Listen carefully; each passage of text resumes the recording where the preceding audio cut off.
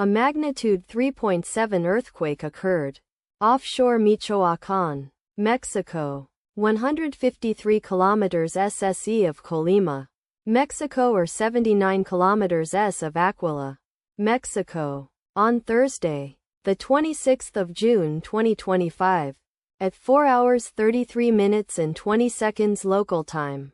The quake had a depth of 6 kilometers and was not felt, or at least not reported so. Data source from EMSC. Did you feel it? Let us pray. May the earthquake that occurred not affect our brothers and sisters there. May the earthquake not happen again. And may God protect everyone. Amen.